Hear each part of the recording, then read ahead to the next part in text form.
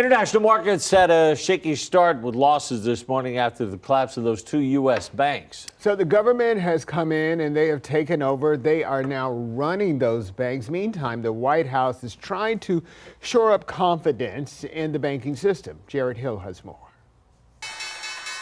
It was a wild ride for the markets yesterday after federal regulators took control of California-based Silicon Valley Bank and New York's Signature Bank. Both collapsed between Friday and Monday. The shockwaves caused trading to halt for more than a dozen other regional banks yesterday after their stocks tanked. Americans can rest assured that our banking system is safe.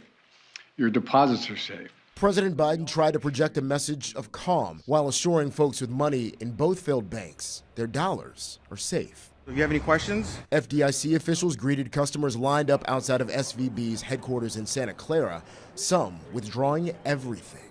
Learned my lesson, and I'm not going to put the money all in one place like I did here. Silicon Valley Bank had more than $200 billion in assets, many of them tech companies. The CEO and co-founder of Rad AI, a medical technology startup, says the government stepping in will probably save his business. Not knowing whether or not the company you've spent 5 years building was going to go away overnight as a result of something unpredictable as a collapse of a bank was really hard. Signature Bank's assets were about half of SVB's. President Biden on Monday said while there's going to be help for folks who put money in the bank, for investors and owners, there will not be a bailout.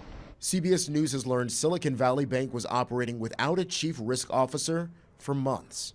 One was hired in January. Jared Hill, CBS News, New York.